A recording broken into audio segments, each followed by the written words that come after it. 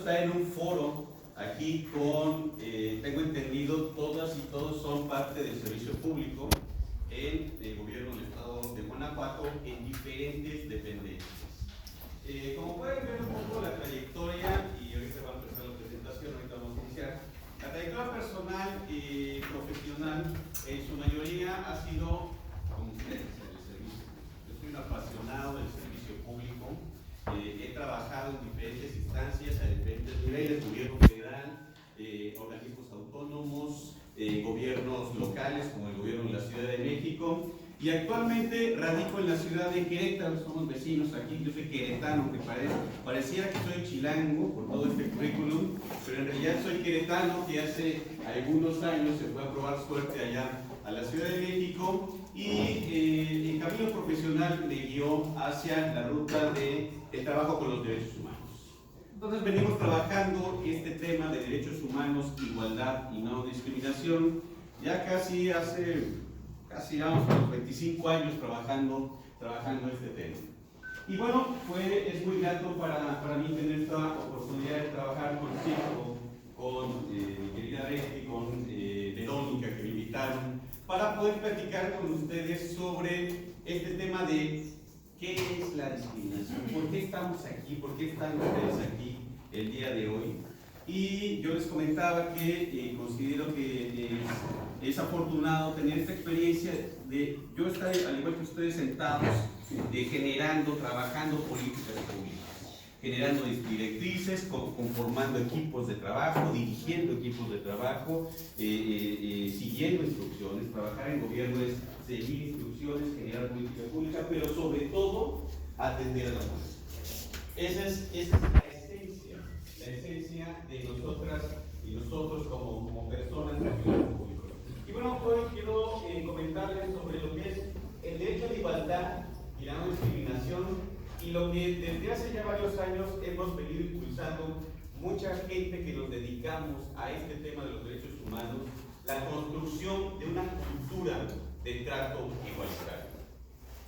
Hoy en día en este país vivimos en una cultura totalmente discriminatoria, y lo vamos a observar. Muchos de ustedes en sus trabajos, pero también en su vida personal, seguramente se han enfrentado, han escuchado, han sido víctimas o han sido victimarios de este derecho humano tan relevante.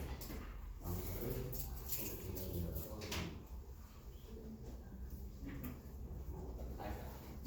Quiero empezar con esta frase de un pensador latinoamericano muy reconocido, que falleció hace 2-3 años, Eduardo Galeano. Seguramente muchos de ustedes han escuchado. Eduardo Galeano se le atribuye esta frase: mucha gente pequeña, en lugares pequeños, haciendo cosas pequeñas, pueden cambiar el mundo. Esta frase, desde que yo la leí y la escuché, la adopté al momento de platicar en este tipo de foros.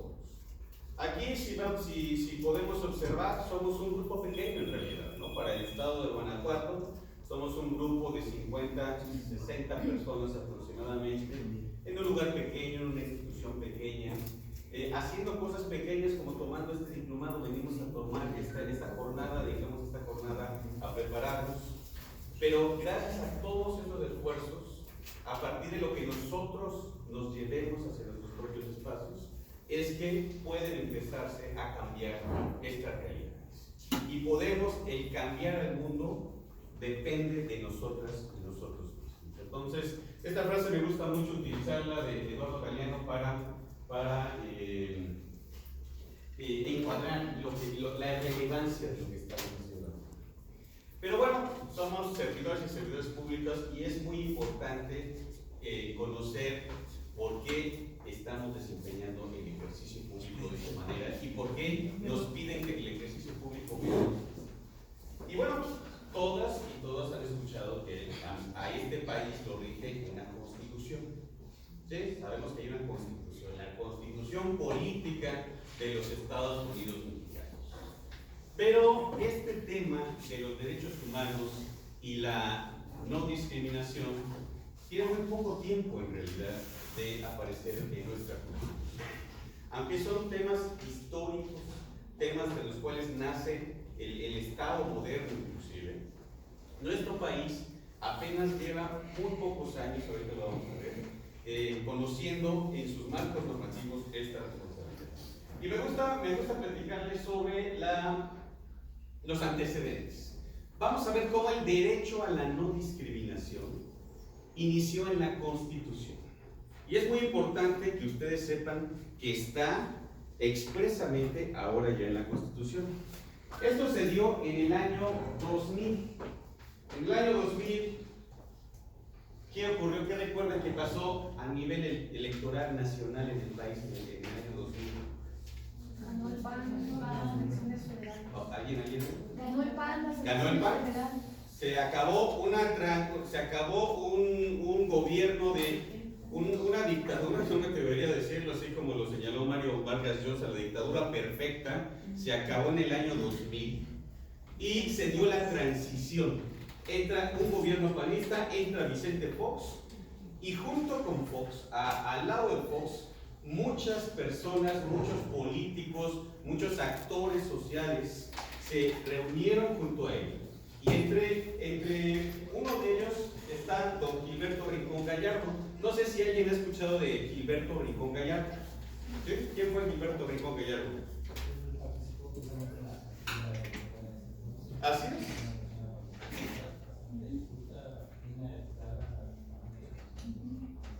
Así es, don Gilberto Rincón Gallardo, un viejo zorro de la política, así con este aprecio que tuve oportunidad de conocerlo cuando él fue presidente del Consejo Nacional para Prevenir la Discriminación. Don Gilberto Rincón Gallardo, muy hábil, se acercó a Fox y le dijo: señor presidente, tenemos que incluir en nuestra Constitución, en las políticas públicas, un tema muy importante y que afecta a todas las mexicanas y mexicanos, que es el problema, el fenómeno de la discriminación. Y entonces Vicente Fox, en este bono democrático, en esta intención de apertura del país, propone que se abra una Comisión Ciudadana de Estudios contra la Discriminación para empezar a trabajar la reforma constitucional en la que se incluye y se plasme el derecho a la igualdad y a la no discriminación. Entonces tenemos que se inician los trabajos. Esta reforma se adiciona un tercer párrafo al artículo primero constitucional, se incorpora el principio de la igualdad y la no discriminación, donde se establece la prohibición expresa de discriminar en el artículo primero de la Constitución. Y es muy importante, en la vida es muy importante leer siempre. No digo que aquí no lean, en otros estados donde he estado no leen mucho, pero aquí sí leen mucho. Entonces, es muy importante saber cuando hay una reforma, cuando hay un movimiento, una actualización a un marco normativo, pues mínimo saber qué decía antes y qué dice después. Entonces tenemos esa responsabilidad. Y en este ejercicio de investigación es, ¿qué decía antes la Constitución hasta el año 2000? Y ya con la reforma en el año 2001, ¿cómo quedó el artículo primero constitucional respecto a la discriminación? Yo recuerdo, en mis épocas de secundaria, estudiantes secundarios, que de pronto nos daban la clase de civismo o había alguna clase de historia, una clase en la que nos platicaba la maestra sobre la Constitución. Y hablaban sobre este artículo primero y decían: en México está prohibida la esclavitud, que era lo más cercano que teníamos al derecho a la no discriminación en esa época, cómo se interpretaba. Y yo, en la inocencia, ingenuidad de la visión romántica de aquella época de la secundaria, pues a mí me gustaba mucho este apartado: está prohibida la esclavitud. Yo me imaginaba en mi fantasía, me imaginaba que llegaba a México, venía un avión lleno todo completo de esclavos, puros esclavos. Y entonces aterrizaba en suelo mexicano y ahí vienen bajando la gente, todos con las cadenas, bajando. Y entonces, en cuanto pisaban tierra mexicana, las cadenas se rompían y eran libres. Y así me imaginaba, así interpretaba yo este artículo en la secundaria, así me imaginaba yo que se aplicara la ley en este país. Cosa muy lejana de la realidad, ¿no? Esa era mi fantasía. Pero observando ya después cómo se modifica este artículo, se agrega la prohibición expresa de la Constitución. Pero aquí viene un análisis muy importante y muy interesante que todas y todos debemos de tener en el radar. Como abogado, formación que tengo jurista, pues el máximo marco normativo que tenemos es la Constitución. No podemos hacer otra cosa más que la Constitución nos da esencia, nos da sentido a esta parte de pertenecer al Estado mexicano. Pero las constituciones no vienen allá de los dioses, no vino así, Dios se dijo, ahí les va la Constitución para México, viene perfecta, ahí les va, ahora les toca a ustedes trabajar. No, la Constitución la hacemos personas, los hacemos seres humanos que por alguna gracia se convierten en diputados y entonces a partir de estas decisiones es que tienen la capacidad de adecuar, reformar, derogar, incorporar elementos a la Constitución. Y entonces lo que vamos a observar es cómo una Constitución que jurídicamente uno pensaría que es el elemento perfecto para regir la armonía de una sociedad, pues tiene muchos tintes políticos e ideológicos. Y vamos a ver cómo, no obstante, el paso importante que se dio para reconocer el principio de no discriminación, todavía nuestra sociedad conservadora, somos una sociedad muy conservadora, de muchas creencias, nos cuesta trabajo incorporar o hablar abiertamente de ciertos términos. Entonces aquí decíamos, está prohibida toda discriminación por origen étnico, nacional, género, las edades, las capacidades diferentes. Hoy en día ya sabemos qué son las capacidades diferentes, ¿no? ¿De qué hablamos aquí cuando se dice capacidades diferentes?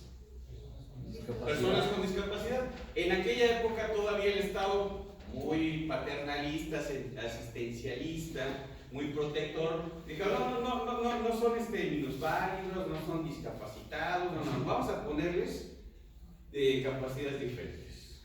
Y entonces, bueno, pues ¿qué capacidades diferentes van a tener? ¿No? O sea, ¿cuál es la idea de la capacidad diferente? Después viene la condición social, las condiciones de salud, la religión, no te pueden discriminar por tu opinión, las preferencias, así nada más aparecieron, las preferencias. ¿Las preferencias de qué? ¿De qué color me gusta? ¿De qué equipo de fútbol le voy? ¿De qué habla de las preferencias?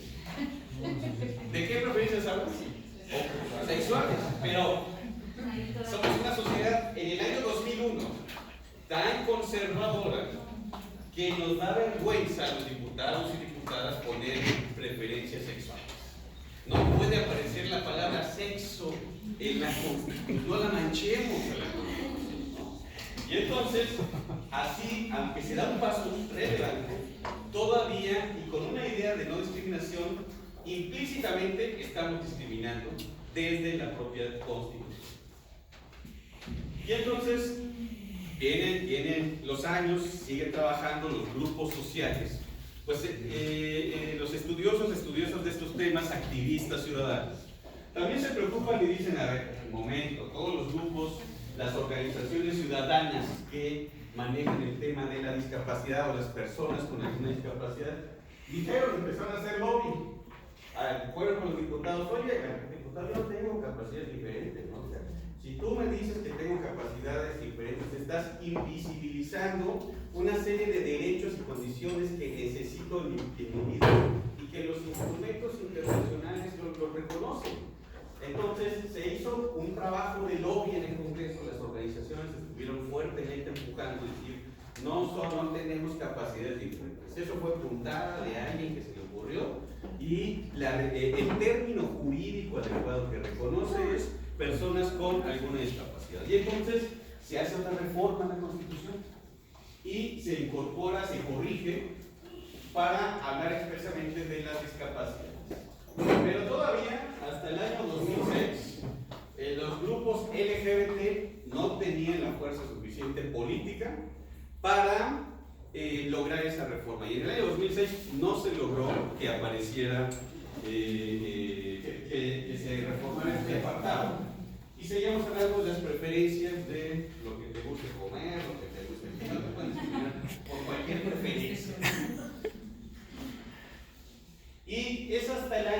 2011. Muy importante que ustedes tengan esta fecha. El año 2011 viene la gran reforma de derechos humanos a la Constitución. Y es en este apartado, este es un extracto del artículo primero constitucional, donde se reforma todo el sistema jurídico de este país. Tan relevante es esta reforma constitucional que hoy en día ya el grueso de las universidades que dan derecho, de las facultades de derecho, están modificando sus planes de estudios para incorporar de manera oficial la materia de derechos humanos como parte de la currícula académica de los futuros abogados.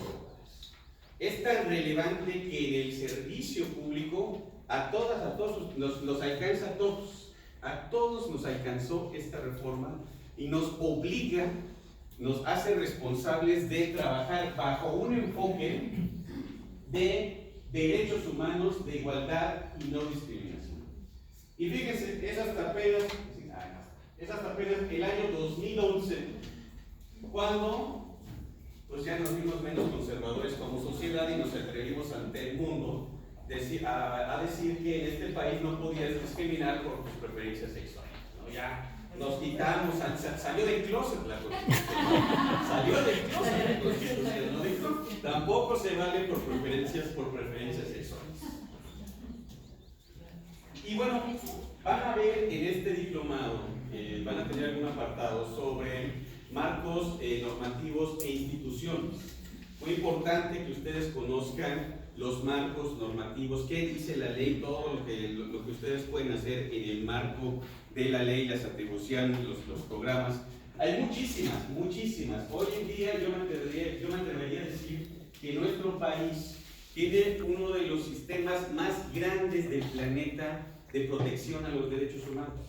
Tenemos el sistema Ombudsman más grande del planeta, una Comisión Nacional de los Derechos Humanos, 32 comisiones estatales de derechos humanos, un Consejo Nacional para prevenir la discriminación. Empezamos a tener consejos o institutos estatales y hasta municipales que se encargan de velar por los derechos humanos. Entonces, la gran paradoja de este país es, si tenemos un marco tan amplio y que nos alcanza a todas y a todos, al menos jurídicamente, ¿por qué en los hechos estamos viviendo? Y eso es lo que vamos a ver.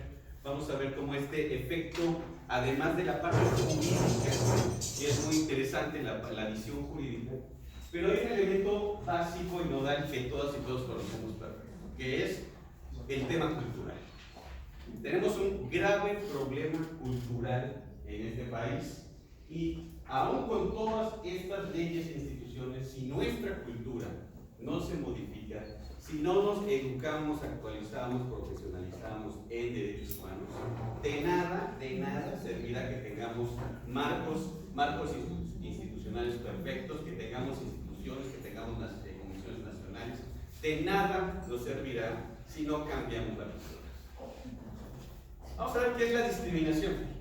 Hoy en día, de repente, ya está en la agenda, en el argot de todo el mundo, ¿no? Ya si se organizan el sábado para la fiesta, para irse a la casa de una compañera y no me invitaron, ya me están discriminando. No se enganchen, no me discriminen, no se enganchen. Y entonces, ya cualquier cosa de pronto decimos que es discriminación. Y no es así. Sobre todo ustedes que están en el servicio público, ustedes que están atendiendo a la gente, deben de conocer cuándo es discriminación y cuándo es otra cosa. Entonces vamos a revisar qué es la discriminación. Es muy importante. A mí me gusta citar esta definición. Es de un académico mexicano, el doctor Jesús Rodríguez Cepeda. Es un investigador de la Universidad Autónoma de México, de la UAM. Allá en México, en Iztapalapa, está el doctor Jesús Rodríguez. Y allá investiga este tema de la discriminación. Y es uno de los teóricos mexicanos que más ha estudiado y analizado este tema. Y me gusta esta definición por la manera tan completa e integral que vale la pena desglosar. Es importante cuando ustedes vean definiciones, cuando leamos, tenemos que ir desglosando, leer 1, 2, 3 veces, para poder comprender cuál es el punto, el significado, hacia dónde quiere llegar la persona que lo está diciendo. Sí, por favor. Este material no está en la plataforma. Sí. Está en la plataforma. Sí, yo era de los niños, a ver, en la escuela yo me acuerdo mucho, había dos tipos de niños a la hora de los exámenes, o niñas y niños, estudiantes, dos tipos de estudiantes. El estudiante que está con su examen así, no me copie nadie, y el estudiante que está pasando las respuestas. Yo era de los segundos, o sea, yo decía, pues mira, la información es para ayudar, hombre, ya, que te ayude un poco, no sufras tanto, si de algo te sirve lo que te voy a prestar, úsalo. Y esta información yo se las dejo con todo gusto, hay muchos elementos, esto no es más que armar un rompecabezas. Aquí ya está el rompecabezas armado de muchas piezas que he ido sacando a lo largo del tiempo, pero por supuesto la pueden usar, es de ustedes, se la pueden llevar y la pueden dar cursos a su esposo, llegan, oye mi amor, fíjate que llegué, ya te va, ¿qué es la discriminación? Entonces, todo esto les va a servir a ustedes como material. Pero bueno, ¿qué es la discriminación? Es una conducta culturalmente fundada y socialmente extendida. A ver, es una conducta cultural. ¿Qué significa esto?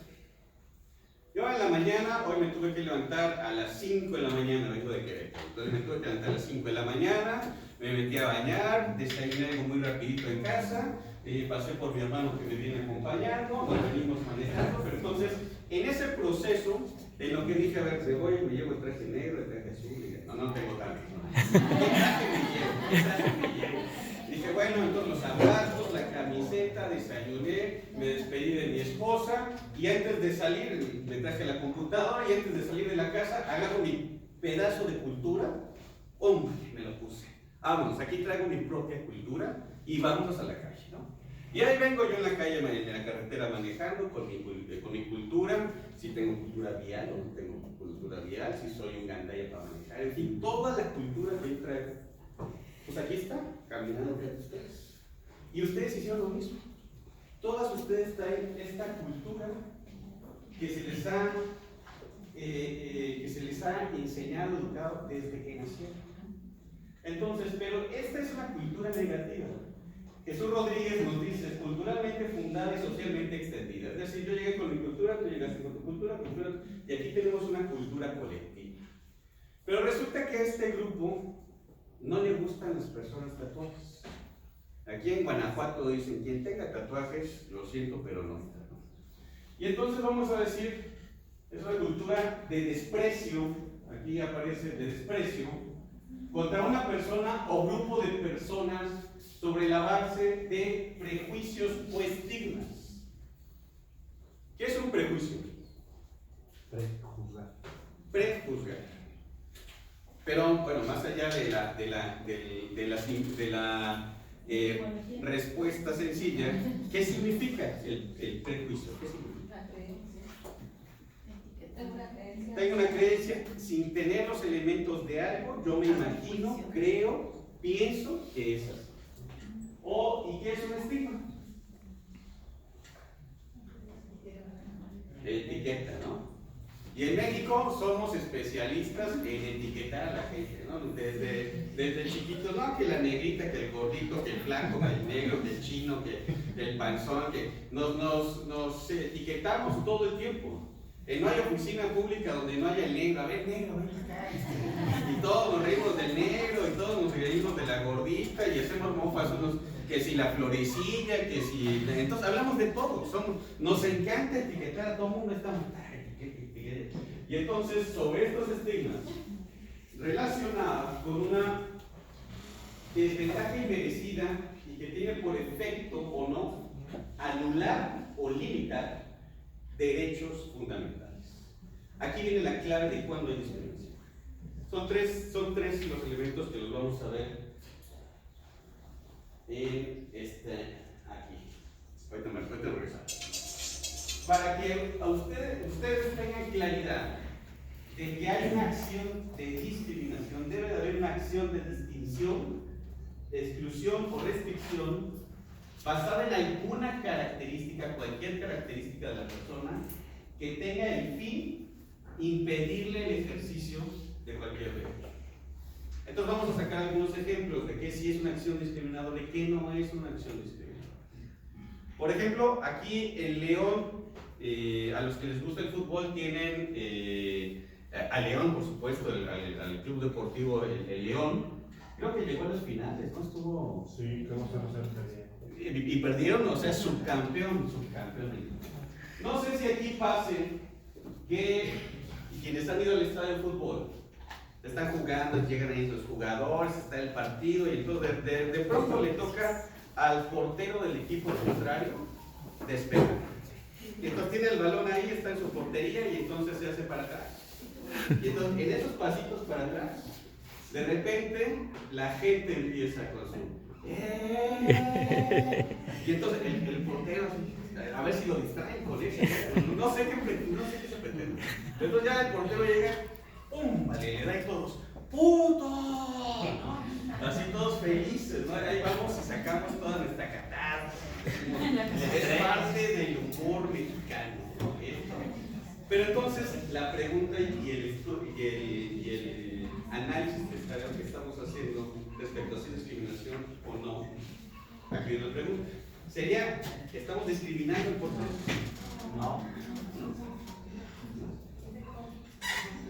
El portero sigue jugando, ¿no? El portero no se detiene y dice, ah, ya me voy, ya me invitaron mucho. No llega el árbitro expulsado.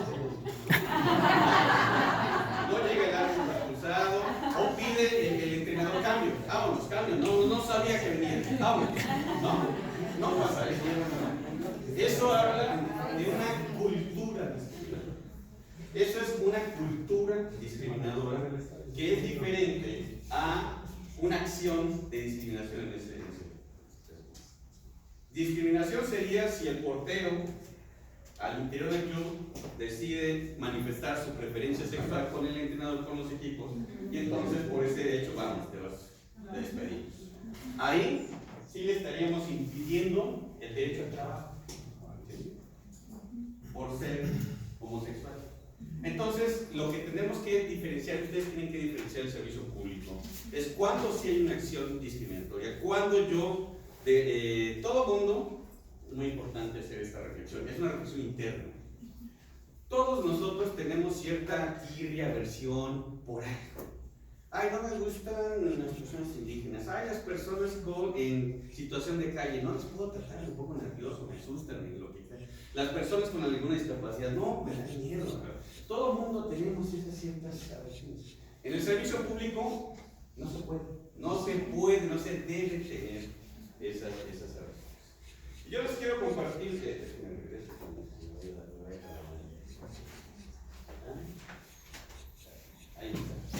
yo les quiero compartir una experiencia profesional que a mí me ocurrió y que respecto a este tema que es muy sensible, la no discriminación, el derecho a la igualdad es un tema que debemos de proyectarnos, que debemos de clavarnos aquí como un chip. Yo, en la semblanza que ustedes pudieron observar, llevo casi 25 años trabajando en el tema de derechos humanos. Y en el año 2000, de 2011 a 2017, tuve la oportunidad de trabajar en el Consejo para Prevenir y Eliminar la Discriminación de la Ciudad de México. Era la instancia del gobierno de la ciudad para atacar el problema de la discriminación. Pero, bueno, y además ahí me invita la presidenta, estaba la presidenta del Consejo y yo era el director de Cultura por la No Discriminación. Suena bonito, ¿no? El director de Cultura por la No Discriminación. Y entonces un día me llama la presidenta y me dice, Iván, vamos a tener una reunión con un grupo de personas trans, de chicas trans. Y sí, cómo no, nos vemos, aquí va a ser una comida de trabajo, nos vemos en tal restaurante, llegamos ahí, ahí nos vemos. Yo venía de otra reunión, corriendo, llego a la reunión y entonces me siento a la mesa, era una mesa redonda, me acuerdo, mesa redonda y estaban 5 chicas trans, la presidenta, y llego y me hacen el lugar. Y así más o menos como un poco más tarde era la hora de la comida, hacía calor ahí en México. Y entonces me acuerdo que yo venía en consejo, todo esto interiormente, no le dije, presidenta, tengo sed, no, todo esto interiormente. Llegué, hola, ¿qué tal? Hola, ¿qué tal? Hola, ¿qué tal? Tengo sed. Y dije, a ver, ¿qué voy a tomar? Y en el centro de la mesa había una jarra de agua. Y era una jarra de agua de sandía, hasta me acuerdo del sabor de que. Y eso fue por el año 2012 aproximadamente. Y entonces, mi primera intención dije, voy a tomar agua.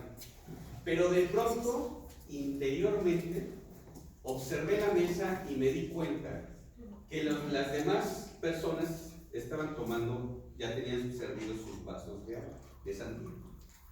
Y entonces, interiormente dije, yo no quiero esa agua, me hicieron meter en la Coca-Cola.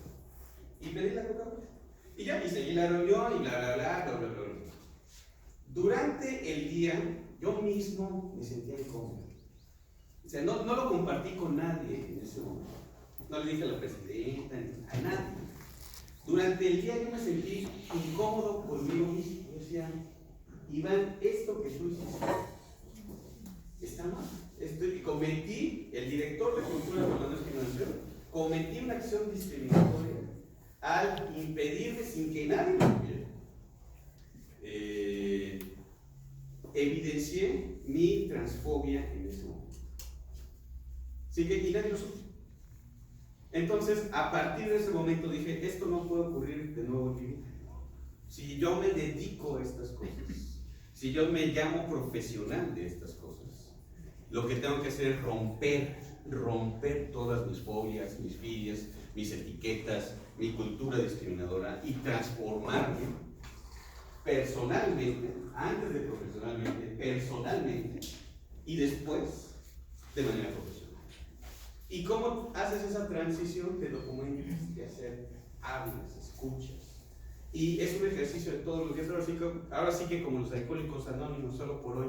Hoy no, señor, no quiero discriminar. Hoy no tomo una copa, hoy no discrimino. ¿No? Es como los alcohólicos anónimos. Hoy no discrimino. Entonces, lo que les quiero decir es que tenemos un problema muy serio de discriminación en el país. Hay una discriminación formal, la que se encuentra en las leyes, en los marcos normativos. Aunque no lo crean, bueno, ya vimos el ejemplo, la Constitución, aunque aparentemente era incluyente, estaba discriminando de manera implícita.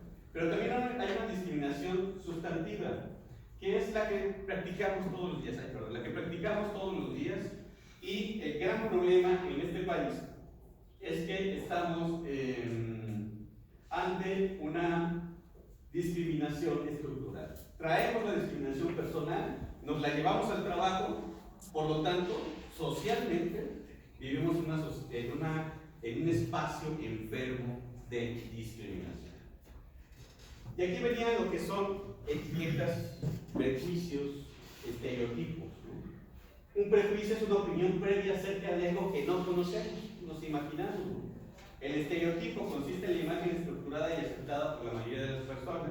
¿Qué estereotipo tiene?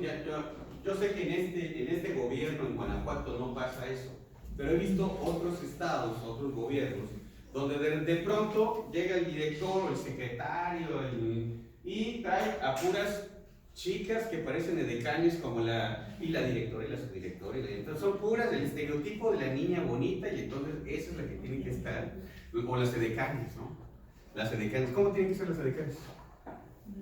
Curvilíneas, ¿no? Bueno, así, calladitas también deben de ser, ¿no? Calladitas. Entonces, estamos etiquetando el estereotipo, una edecán es para que adorne, no es para que haga, ¿no? Y eso es un estereotipo. Y lo vivimos muy fuertemente, ¿no? Los estigmas que ya platicamos.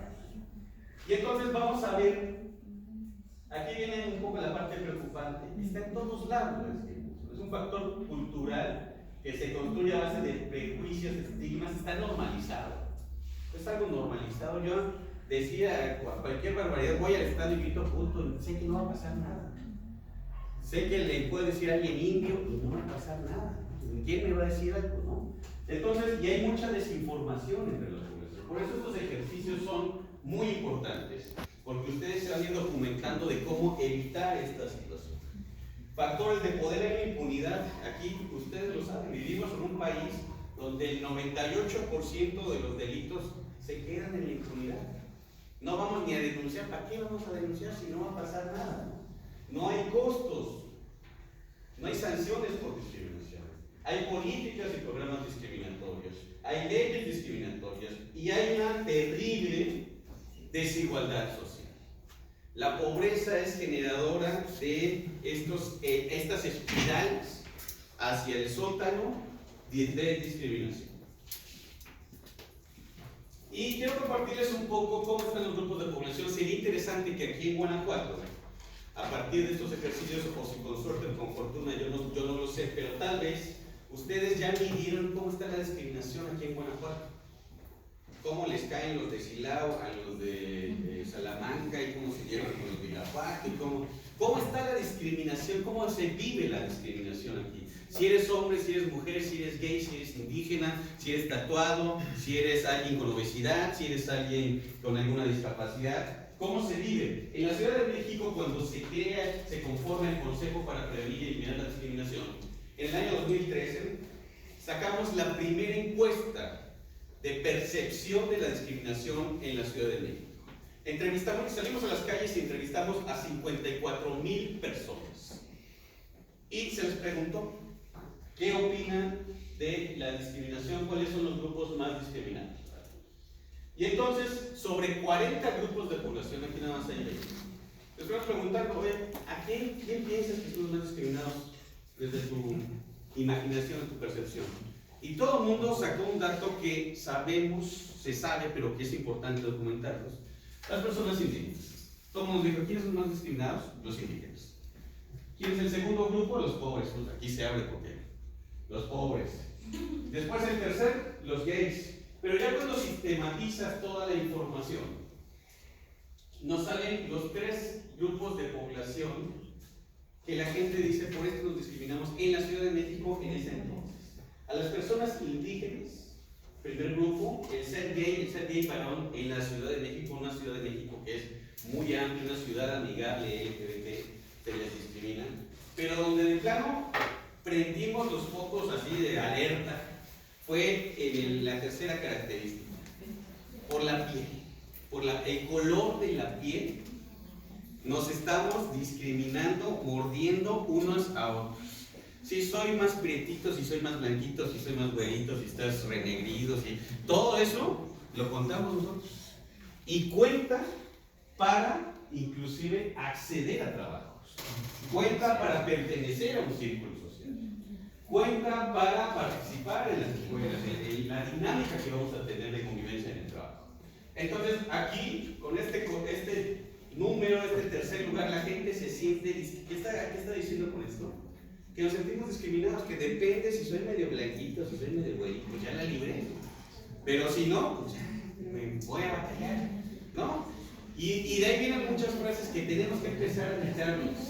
Por eso yo digo, el sentido del humor, que me digan, el sentido del humor mexicano es pícaro. No, yo lo acompaño. Es un humor violento. Eso es violencia. Que digan, a ver, cásate con un güerito para mejorar la raza. O sea, todas esas frases. A ver si sale blanquito,